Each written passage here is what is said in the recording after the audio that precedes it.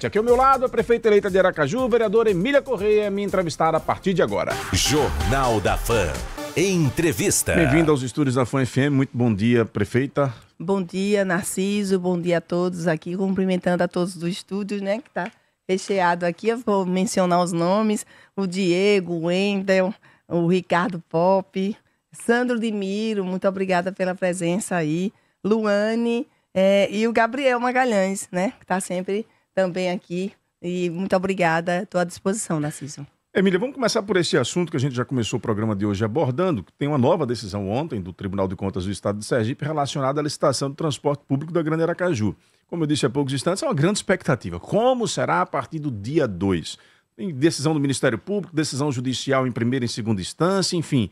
Como é que você está acompanhando essa decisão? Eu queria saber se a comissão de transição já apontou para a prefeita eleita que decisão tomar a partir de janeiro. Então, inicialmente, Narciso, dizer que nós temos buscado várias, antes mesmo de assumir, buscar já o caminho de saída e de solução para isso. Eu não sei o que é que precisa mais de tantos alertas das instituições fiscalizatórias que têm se posicionado. Então, a gente tem que historiar, por exemplo, que o Ministério Público Estadual, o Ministério Público de Contas, o Tribunal de Contas, todos estão na mesma linha. Essas instituições, elas não estão erradas. A gente vem falando isso também no mandato como vereadora, na campanha para prefeita, de que a licitação está eivada de vícios e vícios realmente que não tem como seguir. O que é que a prefeita eleita Emília fez? Eu fiz o seguinte, nesse momento eu não tenho legitimidade, eu não sou prefeita, eu não tomei posse, eu sou prefeita eleita, mas eu já tenho que tomar algumas providências. Já me reuni com o consórcio, com os prefeitos do consórcio, né? E por exemplo, o prefeito de Socorro, Samuel, disse que não tem condição de pagar esse subsídio. O prefeito da Barra também tem dificuldade. Isso não pode recair depois para Aracaju. Então, isso já foi dito. Me reuni também com as empresas. Eu já me reuni com as empresas e fui muito firme no sentido de dizer que eu não posso levar mais prejuízos e danos para o usuário, que a minha preocupação é com o usuário, é com o povo. Então, como é que a gente, a partir de 2 de janeiro, 1 de janeiro, já tem uma tarifa alterada para mais, se não alterou nada? Os ônibus, se essa licitação for adiante, os ônibus só chegarão lá para março. Então, começa a se pagar uma coisa que não se tem no início. Então, tudo isso é relevante, tudo isso é preocupante. E eu já disse para as empresas que se a gente conseguir consensuar com os ajustes, que, na minha opinião, são necessários por conta da licitação que está eivada de vícios, que ajustes são esses? Para começar, por exemplo, eu toco em um ponto que dói muito no aracajuano, a começar pela questão que está prevista no edital, que os ônibus com ar-condicionado, eles vão chegar de forma paulatina, ou seja, 10%, depois mais 10%, depois mais 10% de ônibus com ar-condicionado, quando eles já estão pagando o ar-condicionado desde o início. Então, eu já propus, por exemplo, uma alteração que tem que fazer 30%, que está previsto, que solte logo os 30% de ônibus com ar-condicionado. Se a gente conseguir fazer ajustes que melhora para o usuário, e são vários, aí sim. Então, eu conversei com a empresa disse que tem possibilidade de fazer ajustes dentro da licitação. Conversei com a outra empresa, no início tinha entendido que estava mais difícil, mas depois na conversa eles falaram que também pode ser que façam todos os ajustes. Se isso acontecer, a gente pode fazer um termo junto à justiça, que seja homologado, que se junte às peças ao processo, que perde o objeto e a gente funciona como tem que funcionar. Mas do então, jeito que está aí... a senhora já descarta a possibilidade de suspender a licitação? Se tiver os ajustes. Porque, por exemplo, se eu for fazer uma licitação, eu jamais faria uma licitação como essa. O que me impressiona é que as instituições fiscalizatórias todas estão chamando a atenção, dizendo que está tudo errado, não pode, né? Inclusive está aí com multa e tudo por causa disso. E o que me impressiona mais ainda é que essa gestão contratou no início, para poder fazer tudo certo, fez uma consultoria exatamente para fazer uma licitação toda adequada, devida, e fez exatamente o contrário. Parece que estava orquestrada, pagou mais de 2 milhões para fazer errado, Porque não tem como, se eu consulto e contrato uma consultoria, é para me indicar o caminho seguro, certo, da legalidade, da transparência, e não o caminho errado. Como é que se contrata uma empresa de consultoria para fazer uma licitação que é complexa? Ela é diferente das outras. Mas não é uma coisa de bicho de 7 cabeças. É ter boa vontade de fazer e fazer com transparência. Aí a consultoria vem, trabalha, leva mais de 2 milhões e faz tudo errado. Aí está dizendo, mas é você que está dizendo que está errado? Não. As instituições fiscalizatórias estão dizendo isso e eu já vinha dizendo isso, Ricardo Marques já vinha trabalhando isso na Câmara. Então é isso que a gente quer, que o serviço, a prestação chegue para o usuário. Minha preocupação é com o usuário. Foi assim como vereadora, foi assim na campanha e vai ser assim como prefeita. Então, dentro desses pontos de mudança, a tarifa pode vir a baixar também? A tarifa pode vir a baixar também. Nós conversamos sobre isso, né? Ou que seja mantida, ou que se até for alterada, que já venha a população pagando algo que tenha contraprestação diferenciada. Por exemplo, se ela começa a pagar agora em janeiro e os ônibus só vão chegar a partir de março, então ela já está pagando uma coisa antecipada, mais cara e tendo o mesmo transporte de antes. Não que se pague quando estiver na contraprestação recebida, que é o serviço. Você já conversou, a senhora já conversou com Samuel, com Ayrton e com Júlio, para de repente juntarem-se e no dia 2, que é o primeiro dia útil, vamos dizer assim, de trabalho para vocês, após a posse, fazerem uma reunião do consórcio, enfim, tomarem uma decisão administrativa, ou isso deve ser ao longo do mês de janeiro? Então, Narciso, eu fiz já essa reunião com eles, nós fizemos essa reunião, eles estão realmente, por exemplo, o Samuel, o Ayrton, eles já emitiram uma opinião e um posicionamento de que não tem condição de pagar o subsídio que está aí. Então, e que não concorda com o que está dentro da licitação. Só o de São Cristóvão que parece que está reticente, né? Então, eu já conversei, se for necessário, vou conversar de novo sobre exatamente dia 2, dia 1º, tá? Mas isso nós já fizemos, foi a primeira coisa que a gente fez, foi reunir o consórcio, né? Já como prefeita eleita e os prefeitos eleitos, né? E fizemos também a reunião com as empresas, que fazem parte da licitação. Nossa preocupação é que a coisa chegue para o usuário de forma devida, né, segura e justa. Estamos entrevistando aqui no Jornal da Fã a prefeita eleita, a vereadora Emília Corrêa. Câmara de Vereadores, final do processo aí, final do ano, tivemos a votação do orçamento, como boa parte dos vereadores reeleitos que estarão na próxima legislatura deram um voto de confiança a Emília. No ano passado, toda aquela polêmica, a Emília propôs 20, votou nos 5, juntamente com os vereadores que estavam contrários ali a Edivaldo, e agora terá 30% para remanejamento do orçamento. Como é que a senhora prevê aí esta relação com a Câmara e contasse um pouco desses bastidores aí, de como foi esse diálogo com os vereadores nesta reta final? Então, vamos lá. Por exemplo, eu lá atrás, né, Edivaldo Nogueira, com 16 anos, ele teve desses 16 anos, 90% desse período, ele estava governando com 40%. Isso. Ninguém questionou absolutamente nada. Quase 16 anos, 90% desse período com 40%. Lá atrás, não sei se precisando, 2023, eu entrei já com 1 para 5%. Mas por que eu entrei? Foi para castigar? Não, é porque a gestão não se mostrou confiável, não se mostrou transparente, e aí achava interessante, que é função nossa, fiscalizar de uma forma mais próxima, né? Concedendo os pedidos que fossem chegando, mas passando pelo crivo da Câmara. Então, eu entendi como coerência naquele momento, exatamente porque os 5% ali estava diante de uma gestão que não se mostrava confiável, nem para nós vereadores, nem para a população. Depois veio a questão eu apresentei de novo, já de 20%. Por quê? Tinha experimentado que 5% não passou, vamos diminuir para metade para ver se passa 20%. Mas a intenção era de diminuir até mesmo para o Executivo respeitar não só a população, mas também a Câmara. Resultado, apresentei de 20%. Só que tiveram colegas, né, teve um grupo que apresentou de 5%. Eu falei, bom, se apresentou de 5%, a minha ia ser julgada depois. Se a de 5 perdesse, ainda tinha a minha de 20%. né? Como a de 5% foi aprovada e eu acabei votando na de 5% exatamente pelo mesmo motivo.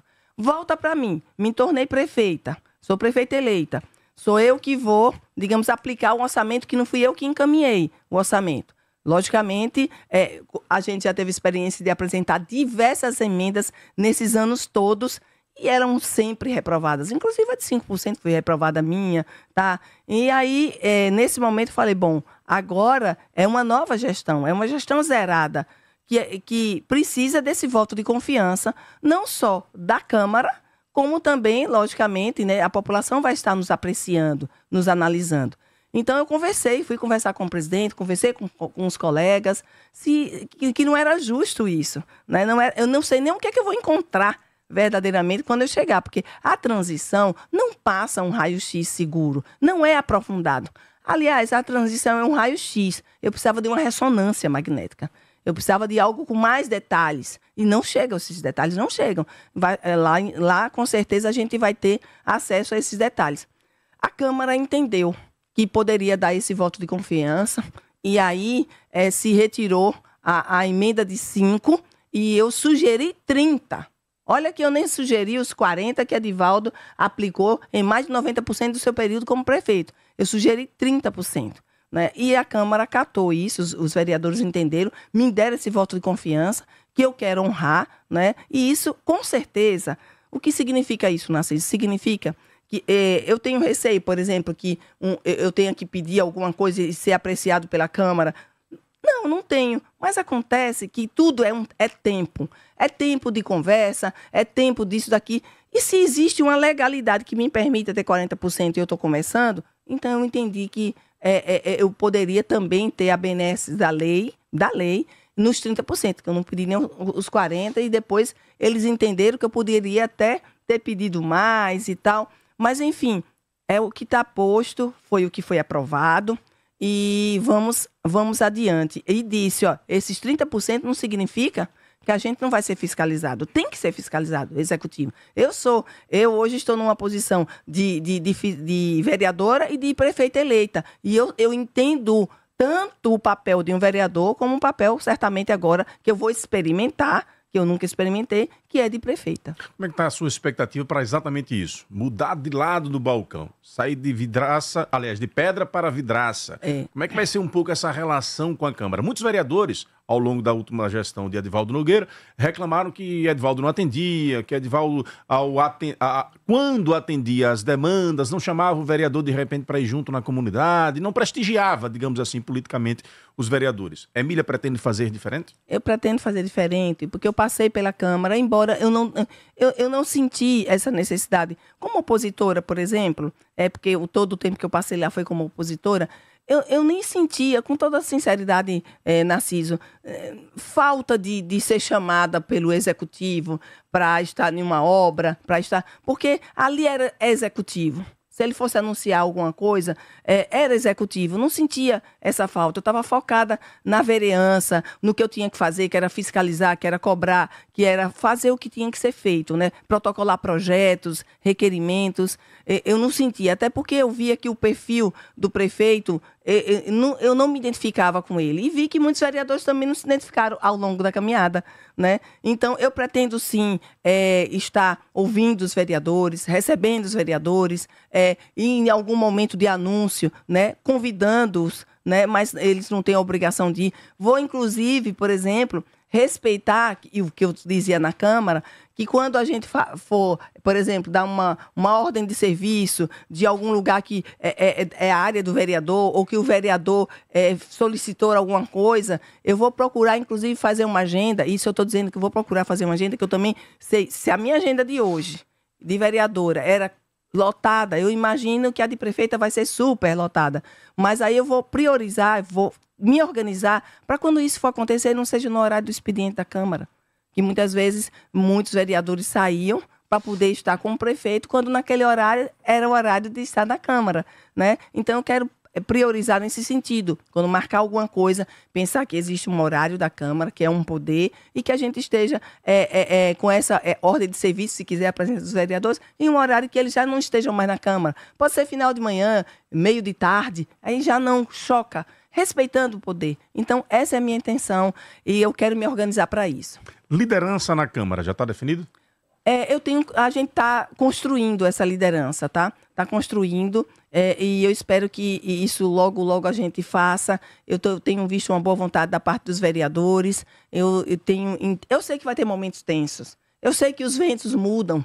O tempo todo eu dizia isso na Câmara, os ventos estão mudando. Então não vai ser diferente com a Emília, mas a gente vai ter conversa diferente do que se dizia por aí. Que a Emília não conversa, que a Emília era isolada sim, mas não conversava, porque normalmente as conversas que chegavam, eu achava que não vejo a política dentro daquelas conversas, a política que deve ser levada como prestação de serviço social, né? Eu me preocupo com isso. Mas eu conversei com todo mundo, início de agora, logo depois de eleita, já fui a Brasília, fui conversar com a bancada, solicitar recurso, e olha que eu não sou a prefeita ainda com a legitimidade, porque não tomei posse. Eu sou prefeita eleita. Mas o que é que eu quis fazer? Aproveitar esse tempo que eu posso, já para não gastar esse tempo no tempo que vai ser contado dos 4 anos, que passa muito rápido, e eu quero, dentro dos 4 anos, dar o meu melhor. Nos bastidores comenta-se, e ele se portou um pouco assim já nesse finalzinho, digamos assim, de legislatura, comenta-se que Isaac poderia ser o líder. Mas dizem também que tem um pleito apresentado à prefeita eleita pelo vereador do PL, Lúcio Flávio. Poderíamos estar entre esses 2 nomes ou a Emília pensa em alguns outros? Não, então, está na construção, pode ser um desses nomes, pode ser também um outro nome, mas está na construção. O Isaac, com certeza, que somou com a gente, seria ou será um bom líder, também como o Lúcio, o Diego também tem se mostrado também nesse sentido, ou seja, estamos construindo. Eu tenho muito cuidado quando eu falo as coisas, porque eu sei que quando a gente fala, fica amarrada na palavra. Por isso que eu tenho dito, aí eu já entro no outro assunto sem você me perguntar, eu tenho dito o seguinte, repetido isso, que eu não nomearei secretário que eu não possa demitir. Aí teve alguém que... A polêmica do seu esposo. A polêmica do meu esposo. O engraçado que parece que é porque a gente é mulher, não sei, porque o governador nomeou a esposa secretária e eu não vi comentário. Será que é porque a gente é mulher e nomear um esposo? Eu não sei o que é. Aqui no Jornal da Fã nós dissemos que mais importante do que isso é a prática dos seus secretários a partir de janeiro. Pronto, exatamente. Porque todos os líderes colocam parentes na... Exatamente. E o STF permitiu isso. E a lei do nepotismo, porque parece que muita gente comentou nesse sentido também, jamais eu ia colocar se fosse considerado pela lei nepotismo. E acho que a lei, aí é uma crítica à minha lei, ela privilegiou muito, para dizer que o nepotismo é impor que o parente só pode ser no primeiro escalão. Eu acho que não precisava isso, tá? Eu acho que até separou, quem sabe, a fatia melhor. Eu acho que se não é considerado nepotismo no mais, no menos é que não poderia ser. Se você analisar um espírito da lei, quem pode o mais, pode o menos. Por exemplo, eu não posso nomear parente nenhum que não seja no primeiro escalão. Olha só, então a melhor fatia a lei deu para essa possibilidade. Eu acho um pouco contraditório da lei, mas é lei. E aí tem outros critérios. No caso dele, do Itamar, ele traz com ele alguns critérios e conhecimentos e experiência que me ajudou muito na campanha como desempenho, e eu tenho certeza que, por ser da minha extrema confiança, também vai desempenhar. Dizendo, então não vai, quero ver ela demitir, vai ter problema em casa. É o primeiro que eu demitiria. Era o primeiro que eu demitiria, porque eu tenho liberdade para fazer isso. Então, espera a gente começar a trabalhar, espera o secretariado começar a trabalhar. Eu nem terminei ainda de nomear o secretário, as pessoas estão tão preocupadas. Vamos nos preocupar com o resultado do trabalho dessas pessoas, porque se não tiver o desempenho, com certeza eu não vou ter nenhum receio de demitir, seja parente ou não. A senhora é a primeira mulher a administrar Aracaju a partir de 1º de janeiro. Dos anúncios que tem feito até agora, a maioria da sua equipe são homens. A senhora tem como meta uma paridade homens e mulheres nos seus anúncios? Olha, Narciso, eu tenho procurado fazer isso. Mas como é interessante, né? Como é difícil, muitas vezes estive conversando com mulheres topadas que não aceitaram por motivos diversos, né? E eu entendo o seguinte, ó. E agora, uma coisa você vai notar, e também penso que a sociedade note isso. Aliás, a sociedade tem notado muitas coisas que muitas vezes aqueles que comandam programas e blogs e tal não enxergam ou não querem enxergar. A sociedade tem entendido que a gente tem procurado fazer aquilo que deve ser feito até o momento. Pode ser que mude, mas a gente está na rua. E a bolha, muitas vezes quem está numa bolha de uma emissora, ou de um blog, ou de um Instagram, ou de grupos, só tem aquela bolha, não está enxergando o que está sendo dito lá na frente. Então, essa questão aí eu tenho buscado. Agora, as pastas mais importantes foram ocupadas por mulheres. Saúde, não é isso?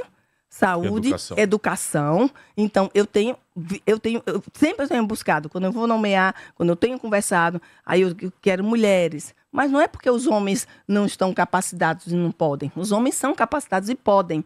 São experientes em algumas matérias, técnicos em outras, tá? Mas eu tenho procurado fazer isso, mas eu tenho encontrado dificuldade na aceitação dos convites, né? Então, a gente tem feito como pode. E mais, a gente tem essas pastas importantes, temos também uma equipe que com certeza a gente quer que seja composta por homens e mulheres, tá? Essa paridade é importante sempre no protagonismo feminino, onde quer que ela queira. A mulher tem que querer, ela tem que sentir. Teve convites que a gente fez, que eu torcia, conversei, mas estava com problema familiar, de saúde, tudo isso a gente respeita, tá? E a gestão, ela é composta agora, mais na frente pode ser modificada e não é uma coisa definitiva, estática, né? A gente quer que vá até o final, mas às vezes no meio do caminho tem alguns percalços que a gente tem que alterar. Tem prazo no seu planejamento aí para o anúncio final de toda a equipe? Eu quero ver se até o dia, no mais tardar, até o dia 20, a gente já complete, né? A gente tem conversado, tem soltado, porque eu estou muito dividida também. Eu estava com a Câmara, com a LOA, com a transição, né? E com pensamentos disso também, e tudo acaba passando por mim. E às vezes a gente faz, amanhã eu vejo isso, mas até o dia 20, eu até fui buscar, né? Porque a imprensa, muitas vezes, ela quer direcionar pensamentos ou pautar os que assumiram, que foram eleitos, o tempo que eles levaram para poder anunciar seu secretariado. Pelo que eu vi, eu estou super dentro do tempo, sabe? E se não tivesse, também estava tudo certo. Porque isso é muito importante dizer. Eu vinha dizendo na campanha, que é outra coisa que eu quero que anotem, eu dizia na campanha, minha prefeitura não está loteada. Se ela tivesse loteada, todos os secretários já estavam anunciados, porque já estavam acertados. E não era assim. Realmente, a gente tem construído o secretariado, tem procurado acertar. Vou errar? Vou. Não tem jeito, somos humanos. Mas a minha energia é de acertar, sempre, tá? Então, isso a gente está construindo e basicamente é isso. O historiador Francisco de Emerson diz aqui: envio os meus votos para que a prefeita eleita Emília Correia tenha uma excelente gestão com o crescimento e desenvolvimento da nossa capital. Gostaria de saber se já existe um nome para a presidência da Funcaju e sugerir à prefeita que as ações culturais saiam do eixo da zona sul-centro e vão para a periferia da cidade. Lembrando que Aracaju completa 170 anos em 2025. Anota aí essa pergunta, Emília. O Marcos Aurélio, colega radialista, diz aqui: em Surbe, Ação Social e Esporte, já tem nome definidos? Parabéns pela condição da entrevista, desejo sucesso à prefeita eleita. Aqui também o Roberto Bonfim, técnico lá da Câmara, com quem a senhora conviveu muito nos últimos anos, diz aqui: bom dia, quero desejar a Emília Correia uma profícua administração. É o Roberto Bonfim quem está mandando esta mensagem. Antes de passarmos a perguntas aqui dos ouvintes através de áudio, quero passar para a Magna Santana trazer a participação dela. 7h45, Magna. 7h45. Bom, Narciso, obrigada. Bom dia, doutora Emília. Mais uma vez desejando sucesso na sua gestão. Já fiz isso outras vezes, em outras entrevistas, mas reforçando. Bom, doutora Emília, citou, eu conversei até durante a votação aí da LOA e numa entrevista a senhora comentou, e eu lhe perguntei também sobre a transição. E essa transição, a senhora chegou a citar aí a dificuldade de acesso à transparência, coisa que sempre foi cobrada sua postura na Câmara de Vereadores. E aí, agora, na transição, diz que não está tendo acesso. Gostaria que falasse um pouco sobre isso. Como é que está esse processo de transição e, realmente, quais são essas dificuldades de ter acesso a esses documentos? E aí, quando tiver acesso a isso, a todo o raio-x ou ressonância da situação, ou ultrassonografia, como você também citou, Magna, será divulgado? Minha tia está no hospital assistindo, ela disse que nesse termo de comparativo aí com exames é melhor um PET-CT. Pronto, é o mais avançado, segundo ela, em imagens aí para poder ter esse raio-x. Oi, gostei dessa colaboração, viu, luxuosa. Obrigada, tia. Realmente. Então, aí pergunto isso a doutora Emília, se ela vai realmente abrir a chamada caixa preta, o que foi falado tanto durante a campanha, e furar essa bolha do sistemão. Muito bem. Só complementando essa pergunta da Magna, queria que a senhora esclarecesse isso. O que é para a senhora na prática? Furar a bolha, vai ser o quê? Vai ser divulgar contratos regulares que tenham existido? Por exemplo, o prefeito eleito de Socorro, Samuel Carvalho, divulgou que vai cortar os contratos de aluguel de veículos para conter custos. Então, para a senhora, o que é isso na prática? Respondendo a Magna, né, sobre a questão da transição.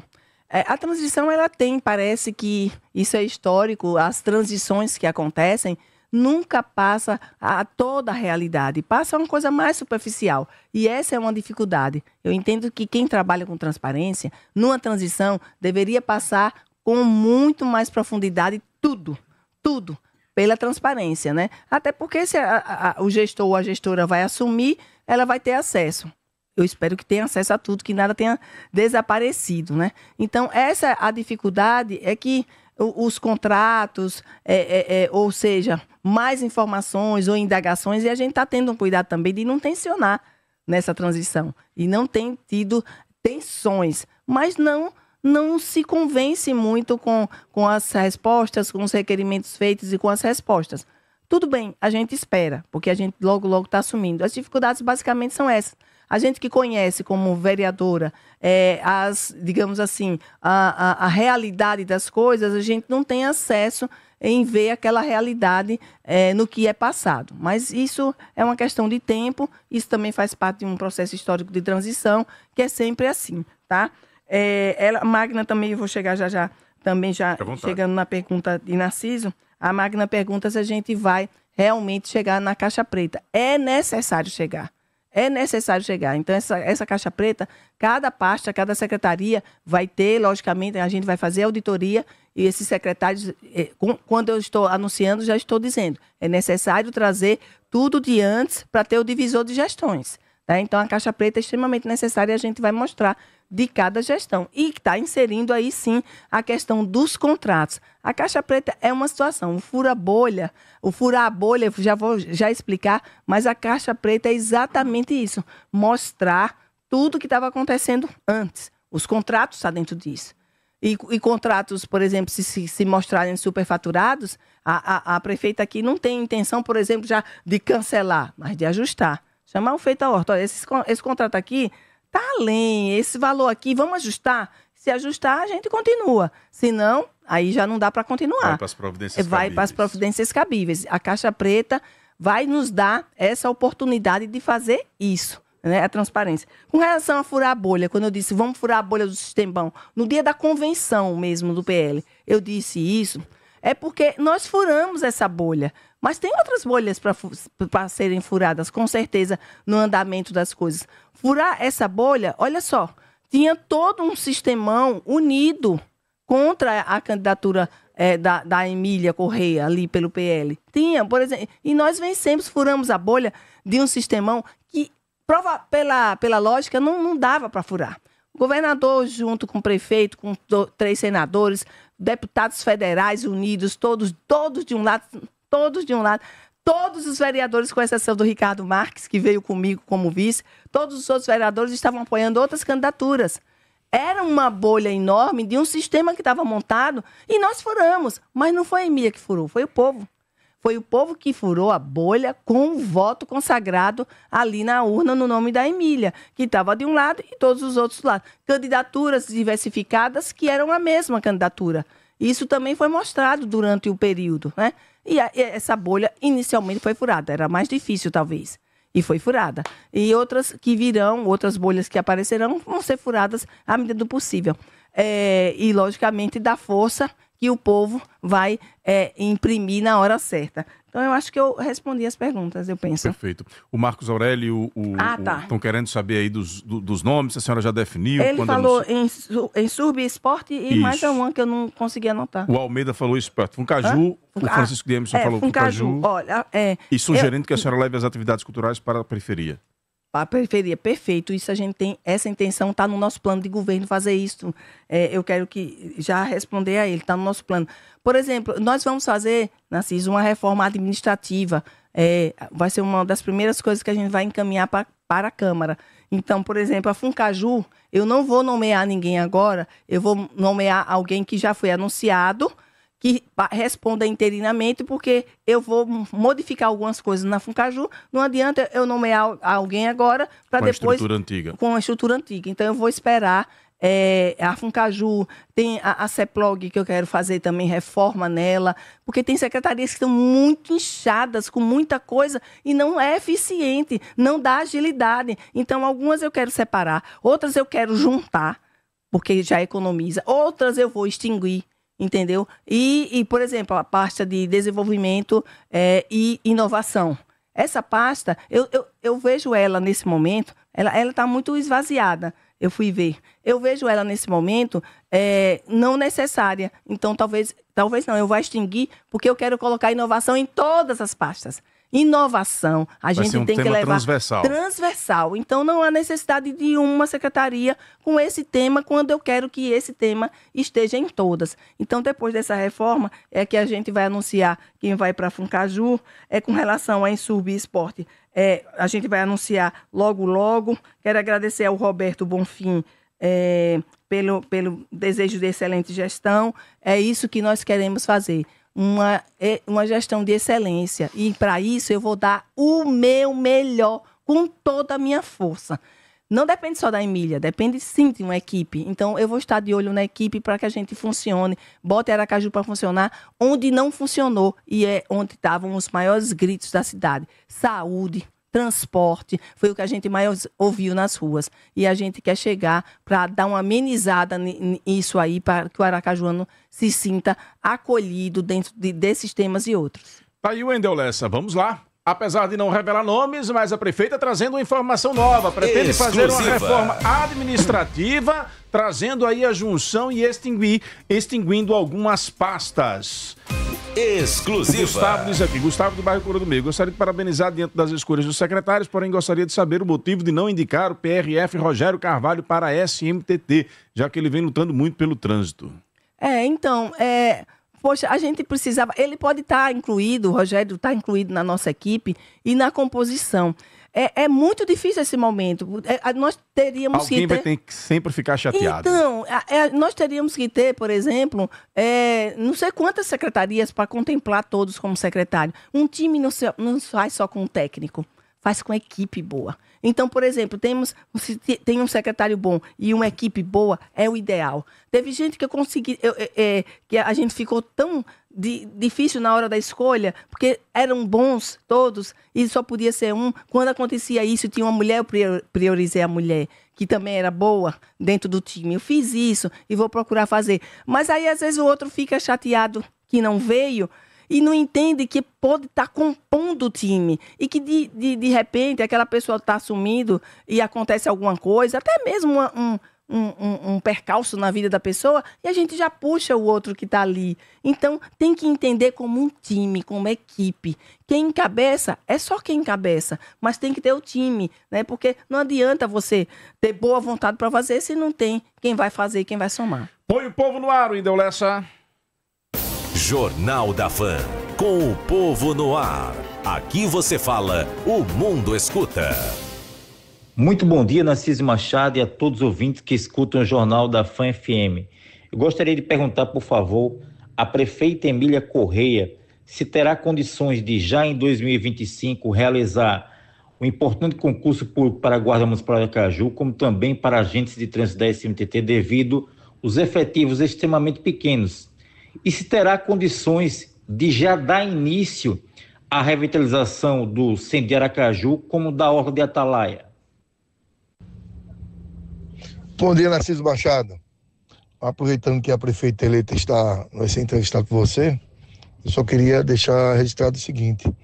Você vê que esse ano, no começo do ano ainda, não sei qual foi o mês exatamente, mas houve aquela polêmica, aquela celeuma toda com relação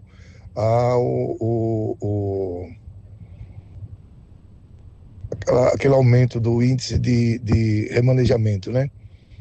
Que só foi autorizado pelo prefeito 5%. Depois que mais na frente chegaram a um consenso de 18%, mas primeiro foram autorizados 5%. E agora a prefeita eleita está passando, e passou, né? Pela mesma situação, para você ver como é, né? A lei do retorno.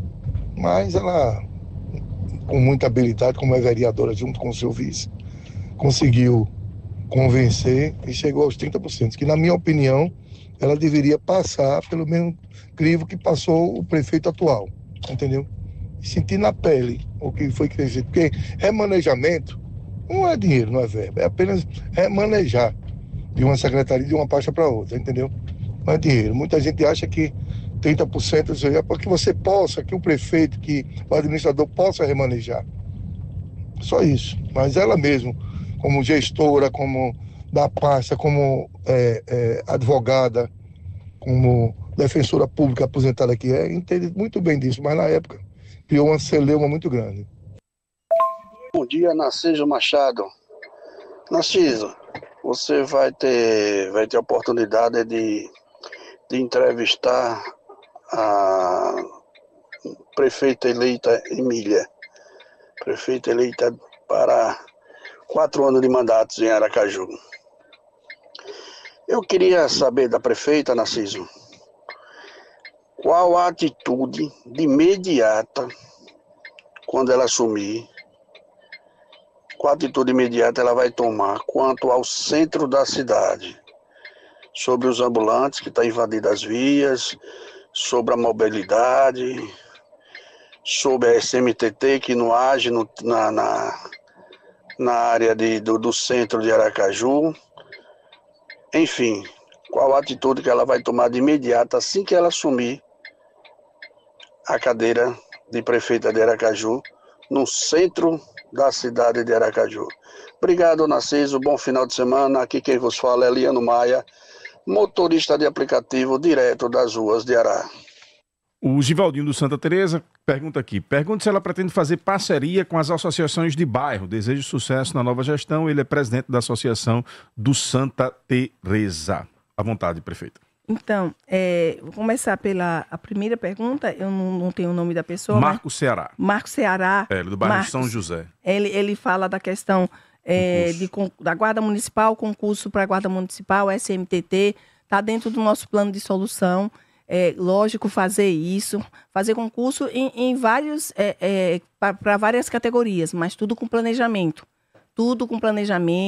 Vendo as condições e fazendo esses concursos. A gente tem vontade de fazer de logo, mas quando a gente chegar, a gente vai ter noção de realmente como as coisas estão e aí a gente começa a planejar esses concursos. É necessário concurso para Guarda Municipal, sim, para SMTT, sim, mas somente vou dar essa certeza de quando vai acontecer quando a gente chegar. Vai ter planejamento para isso, com certeza, porque está no nosso plano de solução. A outra foi eu acho que é o Newton, né? Não sei. Isso, Newton Coelho. Ele falou sobre quando é que a gente vai reviver o centro, a orla, e falou sobre o remanejamento. Talvez ele não saiba que a gente, quando eu até expliquei já no início sobre o remanejamento, falou sobre o assunto.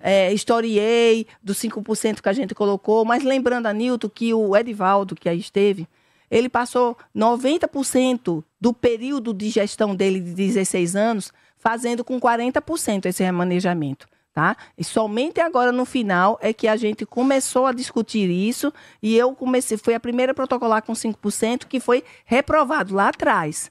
E a gente fez isso porque a gestão não era transparente, não se mostrou transparente e não se mostrou confiável. Então, agora é uma nova gestão e a gente chegou a 30% no consenso junto com os colegas. Não está fora da coerência de jeito nenhum, tá? Porque é uma nova gestão, é um orçamento que não fomos nós que enviamos, isso é muito importante dizer.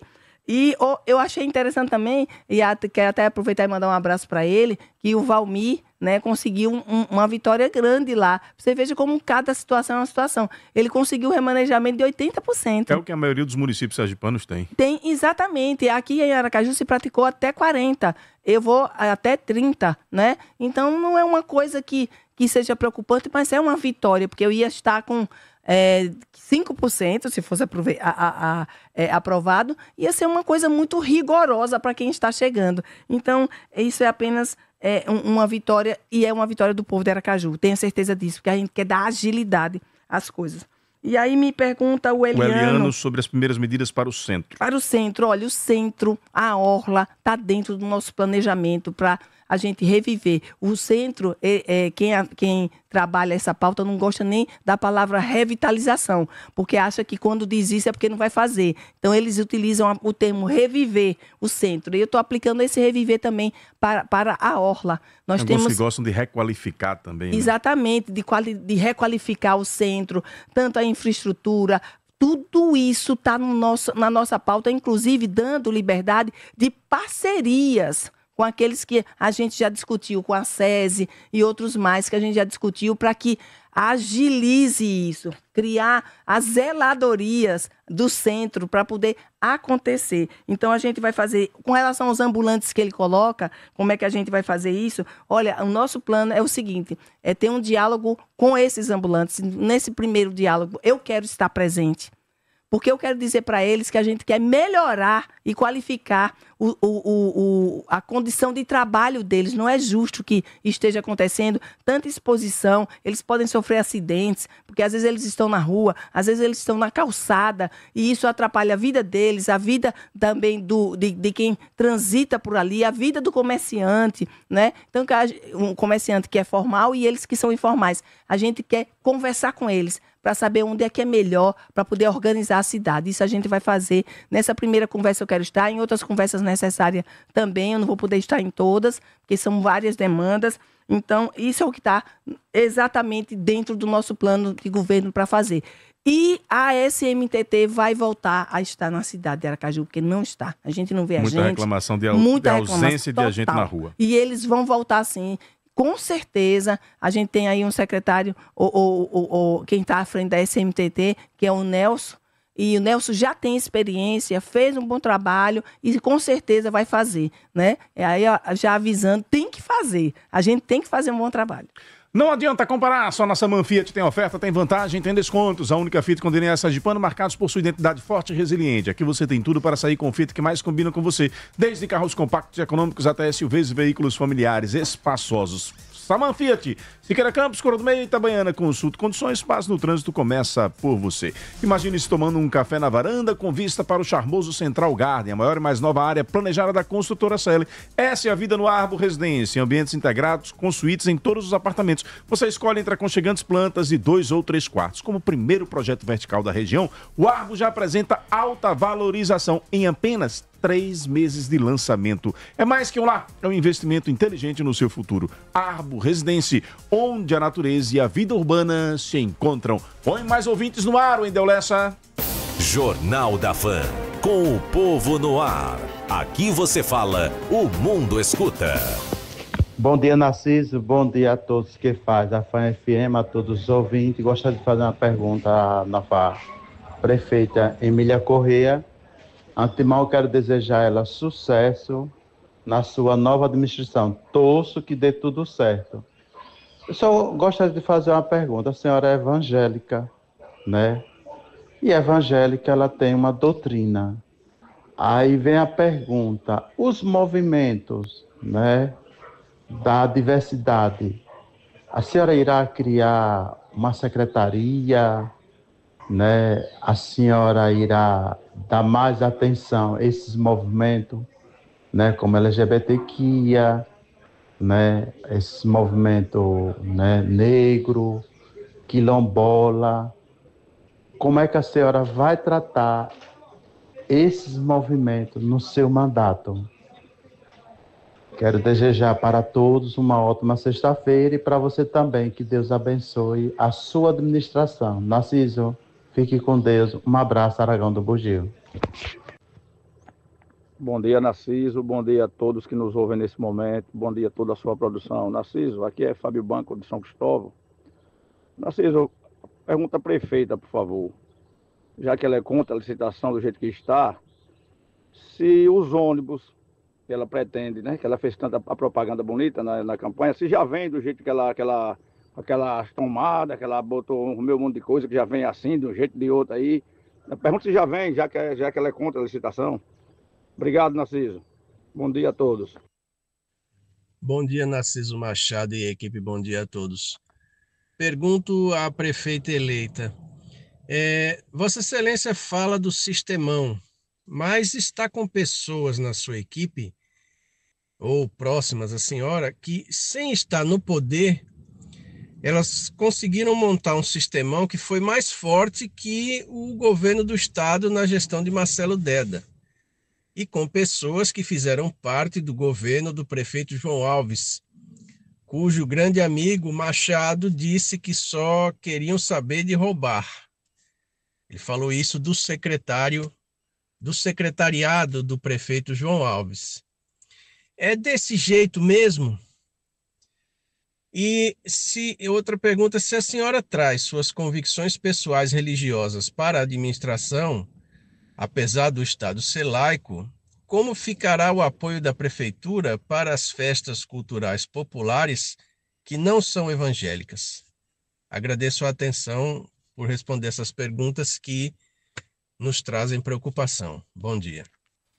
Vamos a essas três. Essa última aí foi o Marcelo Eduardo. Não se identificou, mas pelo tom de voz é o historiador Marcelo Eduardo. Cleimar Cooper diz aqui: deixem a mulher que a maioria confia e apostou, inicie o trabalho em paz. Há momentos para tudo. Votamos, torcemos e agora aguardamos. Boa sorte, prefeita Emília. É o Cleimar Cooper que está dizendo. O Zé do Povo está querendo saber aqui se a senhora vai nomear o Hugo Exoge para Insurb. Quem mais aqui? A Cristiane está dizendo o seguinte: quem vai assumir a assistência social? Vai ter demissão em massa na prefeitura ou os funcionários da atual gestão serão aproveitados? Há previsão para concurso na assistência social? É a Cristiane que quer saber. Muita coisa, né? Vamos lá. Vamos lá. Vou tentar enxugar. O Aragão, que coloca uma preocupação, o fato de eu ser evangélica, como serão tratados os movimentos da diversidade. Olha, Aragão, exatamente por eu ser evangélica e exatamente porque eu tenho uma fé na pessoa de Jesus Cristo, que tratou todo mundo de forma igual, sem julgar ninguém, eu trato todo mundo e vou tratar, sempre foi assim, tratei sempre todos com muito respeito e vai continuar sendo desse jeito. A diversidade vai ter, logicamente, todos os seus direitos concedidos, de forma respeitosa, que é assim que tem que ser, independente. Eu não tenho a verdade absoluta, eu tenho uma fé.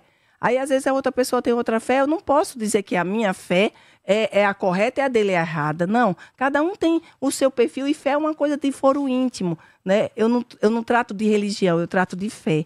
Então, a diversidade vai ter todo o respeito, até porque todos nós somos pessoas que temos direitos e deveres também, e todos nós temos que ser tratados assim, com certeza. Nem se preocupe com isso, nós não vamos ser motivos de obstruir ou de dificultar qualquer tipo de movimento. Vivemos num país democrático e assim deve ser, né? Com relação à pergunta do Fábio, ele coloca sobre a licitação, que eu sou contra a licitação. Não sou contra a licitação. Nós defendemos a licitação o tempo inteiro no mandato, tanto eu quanto o vereador Ricardo Marques e outros vereadores também.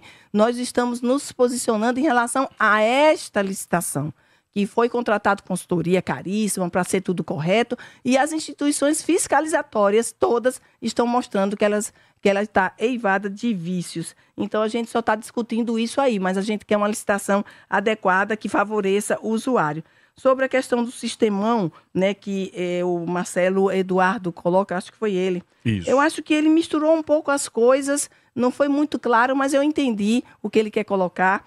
Porque eu falo do sistemão, já que eu defendi a questão do João Alves. João Alves, gente, a gente primeiro deve um respeito muito grande à memória dele hoje, e foi um ícone na política brasileira, sergipana, aracajuana, mas lamentavelmente no final ele adoeceu e muitas coisas aconteceram e jogaram isso para o nome dele. A gente não tem culpa, por exemplo, de adoecer. Eu estou aqui hoje com uma saúde plena mentalmente, e eu posso estar daqui a pouco doente, e aí eu não poderia estar à frente de um poder. Deveriam ter cuidado disso, né? É isso que eu falo. Mas a história do João, na minha opinião, é uma história que deixa muitos exemplos de visionário, de coragem de fazer. Foi isso que eu vi na questão. O sistemão que eu falei, eu também já expliquei aqui qual foi a bolha que eu queria furar, porque todos estavam juntos e era um sistema muito forte, de poder econômico, de poder político, e nós furamos a bolha. Nós não, o povo. Eu estava inserida nesse contexto como uma candidatura, tá? E com relação à questão da fé, eu não quero impor a minha fé. De jeito nenhum eu quero impor a minha fé. Agora, a minha fé eu vou levar comigo até o último dia da minha vida, mas não vou impor a minha fé a ninguém. Todos são livres para escolher o seu caminho de fé, de religião, tá? O país é laico, como ele mesmo diz, até ele foi contraditório. Exatamente porque o país é laico que nós somos livres para escolher a fé, a religião que queremos seguir. Eu sigo a minha e respeito a todas as religiões. Liberdade religiosa tem que ter, sim. Estamos num país democrático, né? Com relação às festas, o fato de, por exemplo, eu ser evangélica, que tem uma doutrina, não existe isso. Nós respeitamos a cultura. Todas as festas acontecerão, sim, né? Mas a gente não tem que ter festa como a coisa principal. A gente tem que cuidar da saúde, da educação, da mobilidade, e tem que ter as festas. E a gente vai trabalhar nesse sentido, não tenha dúvida nisso, até de fortalecer os eventos culturais através do turismo, através da Funcaju. É isso que nós queremos, que o nosso artista tenha o palco principal para eles também. Isso tudo vai acontecer, não tenha a menor dúvida. E a do Zé do Povo, ele coloca Insurb. Já a gente vai anunciar, tá? Não vou antecipar. E a demissão em massa. Conversei já com isso. E concurso para assistência. Concurso para assistência. Concurso a gente vai necessitar fazer para praticamente todas as áreas, mas com planejamento, na hora certa, quando a gente tiver um fiel retrato, né, da gestão. A gente vai fazer isso, porque concurso dá condições de igualdade para você chegar no lugar onde você precisa chegar. Apadrinhamento político são os escolhidos, eu não quero isso, eu quero que tenha um concurso, em alguns momentos pode sim, ter um processo seletivo, mas tudo dentro de uma coerência e da necessidade da administração.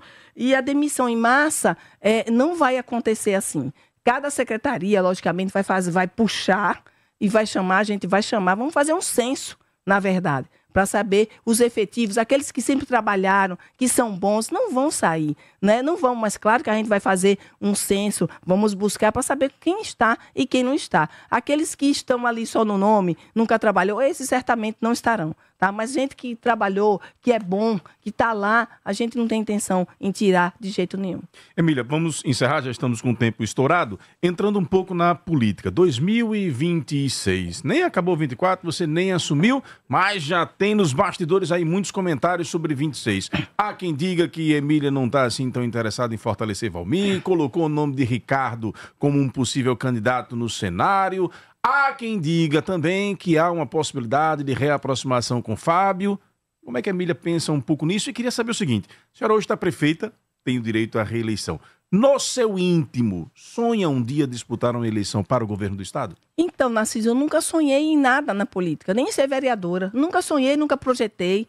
As coisas na minha vida, elas foram acontecendo, isso é fato, cada um tem a sua história, né? Muito menos projetei ser prefeita. E para 2026, eu tô com muita calma nessa hora. Sabe por quê? Porque eu estou em 2024, nem assumi ainda a prefeitura. Meu foco é trabalhar os 4 anos para Aracaju. Esse é meu foco.